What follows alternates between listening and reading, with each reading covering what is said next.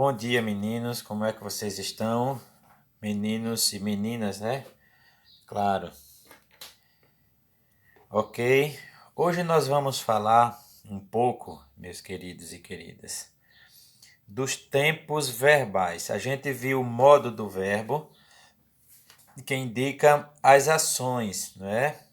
Ele indica as ações do verbo. Então, o verbo ele pode indicar um fato certo, ele pode indicar um fato duvidoso, assim como ele pode também indicar uma ordem, um desejo. Aí nós temos o modo indicativo, o modo subjuntivo e o modo imperativo. Hoje nós vamos ver um pouco a questão dos tempos desse verbo. O que é o tempo? O que é que marca essa flexão do verbo? O tempo ele vai indicar exatamente o acontecimento determinado, não é, o localizado em um espaço temporal, não é? Esse espaço de tempo pode ser um agora, pode ser um fato passado, que a gente chama de passado mesmo, e um tempo futuro, não é algo que irá acontecer a partir daquela ação, não é? Ou a partir daquele instante de fala. Quem vai observar isso tudo é o tempo da fala, não é? Eu falo hoje de algo que acontecerá. Eu falo hoje do que aconteceu, né? Então, hoje nós vamos trabalhar os tempos verbais do modo indicativo. Porque os modos, eles estão entrelaçados a essa ação verbal, não é? Então, nós vamos trabalhar os tempos do modo indicativo, não é? Alguns tempos, pelo menos, agora nessa aula, porque isso é muito longo, nós vamos trabalhar em algumas aulas, talvez umas 2, 3 ou 4 aulas trabalhando essa questão dos tempos do verbo, atrelados ao modo, tá? Então, hoje nós vamos ver o modo, o tempo do modo, o tempo do passado, não é? Pretérito. Então, esse tempo, ele vai indicar uma ação em referência ao tempo de fala, ele vai indicar uma ação passada, tá? Só que essa ação passada vai ocorrer de 3 formas, não é? Pretérito perfeito, o pretérito imperfeito e o pretérito mais que perfeito. Pretérito perfeito, pretérito imperfeito e pretérito mais que perfeito, não é?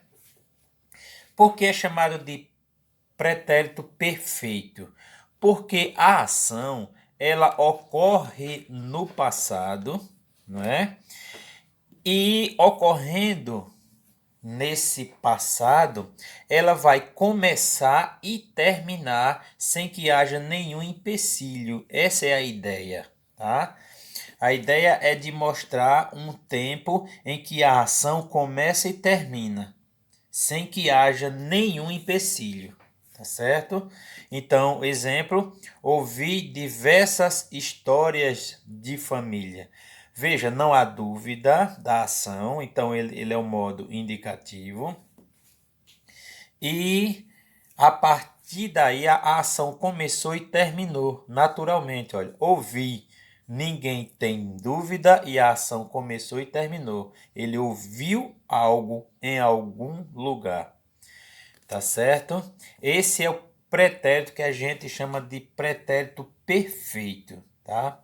O pretérito imperfeito, tá? Olha o nome, imperfeito, ele é o contrário do verbo perfeito. Ou seja, ele é uma ação que passou, é passado, naturalmente, mas é uma ação que é passada, mas não completamente concluída. Por isso ela é chamada de pretérito imperfeito, tá certo? Vamos ver aqui então. Essa ação ela é conduzida no passado ou concluída no passado e interrompida, ou seja, ela não foi completamente concluída, né? A ação não concluída no passado, ela foi interrompida por alguma coisa, tá bom? Vamos ver aqui então o exemplo. O escrivão trabalhava quando Nono Gatai chegou. Então veja, o escrivão trabalhava, ou seja, estava se realizando uma ação quando essa mesma ação foi interrompida por algum fato, não é? Algum fato novo.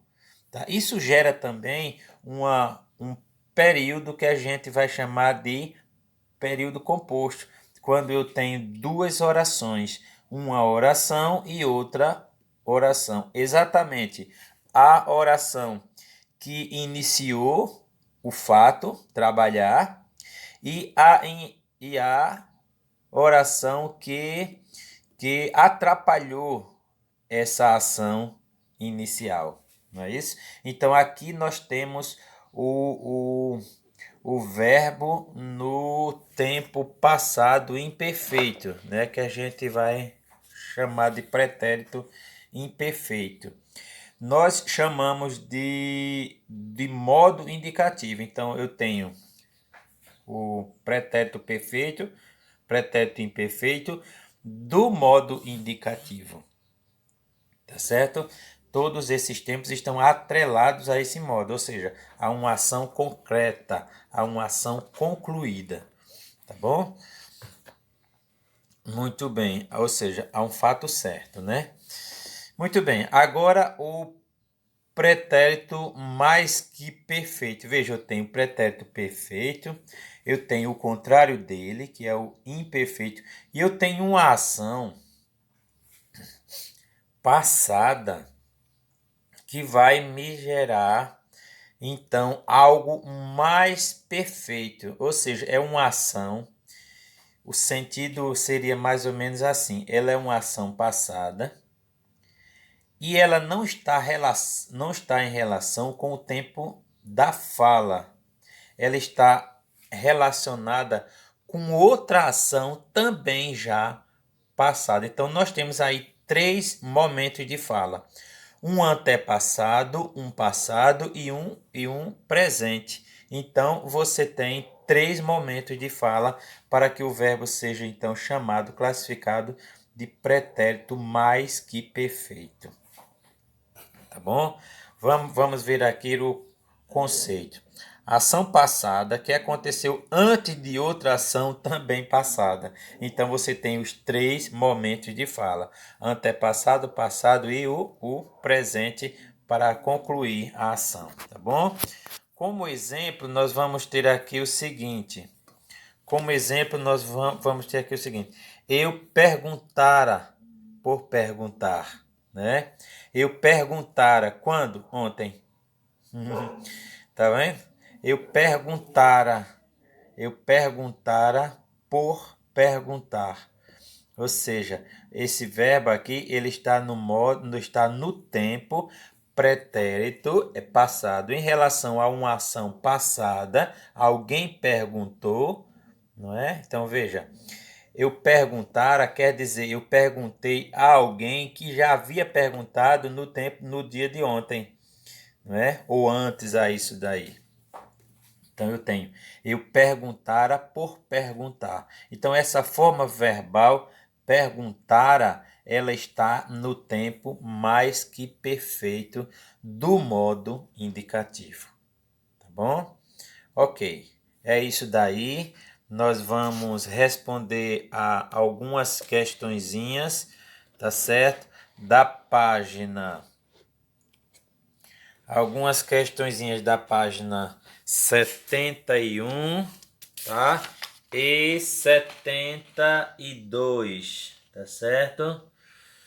E 72. Então, a atividade ela começa na página 71 e vai para a página 72, tá bom? Ok, meninos, muito obrigado mais uma vez.